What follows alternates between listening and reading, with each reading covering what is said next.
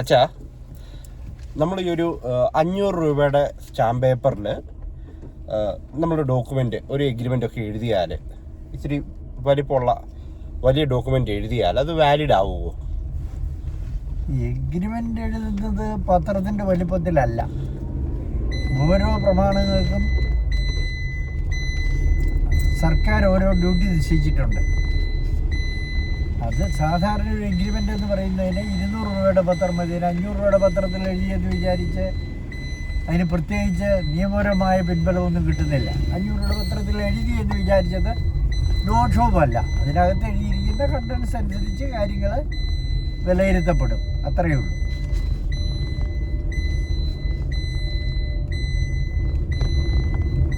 ഇപ്പോൾ അതിലേക്കൊരു ഈ സ്റ്റാമ്പ് ഡ്യൂട്ടി അല്ലെങ്കിൽ എങ്ങനെയാണ് ഈ വാല്യുവേഷനെ കുറിച്ചൊക്കെ മനസ്സിലാക്കുക? അതിനകത്ത് അത് ഇന്ത്യൻ സ്റ്റാമ്പ് ആക്ട് രജിസ്ട്രേഷൻ നിയമങ്ങളും എല്ലാം ഉണ്ട്. അതിനെന്ത് പറഞ്ഞിട്ടുണ്ട്? ഇന്ത്യ വിഭാഗത്തിൽ ഇത്ര രൂപയുടെ പത്രം വേണം. ഇപ്പോൾ ഒരു എഗ്രിമെൻ്റ് എഴുതുവാണ്, ഒരു റെൻ്റൽ എഗ്രിമെൻ്റ് ആണ് എഴുതുന്നതെന്ന് വിചാരിക്കുക, വാടക ചീട്ട്. അപ്പോൾ അതിന് എങ്ങനെയാണ് നമ്മൾ എത്ര രൂപയുടെ പത്രം മേടിക്കണം, എവിടെ ചെന്നാലാണ് എഴുതുക? റെൻ്റൽ എഗ്രിമെൻ്റ് എന്ന് പറയുന്നത് അതിന് ഒരു ഫിക്സഡ് പത്രമല്ല. ഒരു ഇപ്പോഴത്തെ നിലവിലുള്ള നിയമം അനുസരിച്ച് 11 മാസം താഴെയാണെങ്കിൽ അതിന് 200 രൂപയുടെ പത്രവും അതിനനുസരിച്ചുള്ള 500 രൂപ ഏതാണ്ട് ഫീസും മതി. അത് കാലഘട്ടത്തിൽ കൂടി വന്നാൽ ശതമാനക്കണക്കിൽ വാടകയുടെ തുക, വാടകയുടെ കാലാവധി ഇതിനെയൊക്കെ അടിസ്ഥാനമാക്കി ശതമാനക്കണക്കിൽ മുദ്രവില കൂടും. ഒന്നുകൂടെ ഒന്ന് ക്ലിയർ ആയിട്ട് പറയാമോ? ശതമാനം ഒരു സാധാരണ വാടക ഒരാൾ വാടക ചീട്ട് എഴുതാൻ വരികയാണ്, അല്ലെങ്കിൽ വാടകയ്ക്ക് വീട് എടുക്കാൻ വരുവാണ്. അങ്ങനെ എടുക്കാൻ വരുന്ന ഒരാൾ എന്തൊക്കെ കാര്യങ്ങളാണ് ശ്രദ്ധിക്കേണ്ടത്?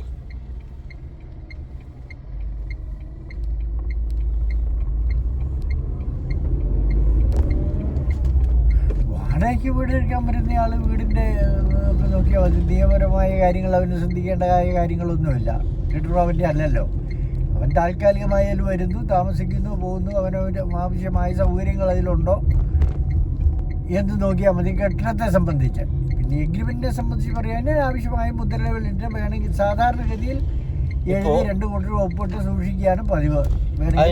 എത്ര രൂപയുടെ സ്റ്റാമ്പ് പേപ്പർ വേണം? അത് 11 മാസം വരെയാണെങ്കിൽ 200 രൂപയുടെ പത്രം മതി. അതെന്താ ചെയ്യേണ്ടത്? 200 രൂപയുടെ പേപ്പറിൽ നമ്മൾ 200 രൂപ പേപ്പറിൽ നിങ്ങൾ തമ്മിൽ പറഞ്ഞ കാര്യങ്ങൾ പറഞ്ഞ് എഴുതി 2 കൂട്ടർ ഒപ്പിട്ട് സൂക്ഷിക്കുക. 2 സാക്ഷിയും വേണം.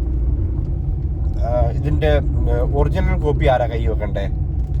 വാടകച്ചീട്ടിന്റെ ഒറിജിനൽ കോപ്പി കെട്ടിട ഉടമ. ഓക്കെ. കോപ്പി ഇത് നമ്മൾ രജിസ്റ്റർ ഓഫീസിൽ കൊണ്ടുപോകണോ? അങ്ങനെ എന്തെങ്കിലും രജിസ്റ്റർ ഓഫീസിൽ കൊണ്ടുപോകണമെങ്കിൽ കൊണ്ടുപോകാം. സാധാരണഗതിയിൽ അങ്ങനെ ഒത്തിരി പേര് ചെയ്യാറില്ല. അതും ലീഗലാണോ? രജിസ്റ്റർ ഓഫീസിൽ കൊണ്ടുപോയി രജിസ്റ്റർ ചെയ്യേണ്ട എന്നുള്ള പേപ്പർ അങ്ങനത്തെ ഒക്കെ ലീഗലി വാലിഡ് ആണോ? ലീഗലി വാല്യൂഡ് ആണോ എന്ന് ചോദിച്ചാൽ അത് അംഗീകരിക്കുന്നുണ്ട്. ലീഗലി വാല്യൂ എല്ലാം രജിസ്റ്റർ ചെയ്തിരിക്കണമെന്നാണ് നിയമം. അപ്പം അതായത് വാടകയ്ക്ക് വീടെടുക്കാൻ പോകുന്ന ഒരാൾ അയാളുടെ ഇപ്പോൾ ഒരു വാടകയ്ക്ക് റെൻ്റൽ ബിൽഡിംഗ് എടുക്കുകയാണെങ്കിൽ ആ ഓണറുമായിട്ട് ആരൊക്കെയാണോ വാടകയ്ക്ക് എടുക്കുന്നത്, ഇപ്പം ഒരു കുറേ ആൾക്കാർ ചേർന്നാണ് വീട് എടുക്കുന്നതെങ്കിലോ ആ എടുക്കുന്ന എല്ലാവരുടെയും പേരിൽ വേണമെങ്കിൽ അങ്ങനെ എഴുതാം. സാധാരണഗതി ഒരാളുടെ എഴുതാറുള്ളൂ. ഓക്കെ. അപ്പോൾ മാക്സിമം 1 ഇയർ വരെയാണ് അതിൻ്റെ വാലിഡിറ്റി. 11 മാസം. ഓക്കെ. അപ്പോൾ അവരുടെ അപ്പോൾ ഈ റെൻ്റൽ അഗ്രിമെൻറ്റിന് കൊണ്ടുപോകേണ്ട സാധനങ്ങൾ എന്തൊക്കെയാ? ആധാർ കാർഡ്, വാങ്ങുന്നയാളുടെയും കൊടുക്കുന്നയാളുടെ അഡ്രസ്സും ബിൽഡിങ്ങിൻ്റെ ടാക്സ് റെസിപ്റ്റും. ബിൽഡിങ്ങിൻ്റെ ടാക്സ് റെസിപ്റ്റ് അല്ലേ?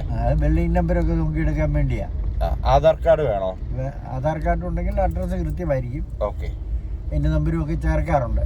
ഓക്കെ. ഓക്കെ.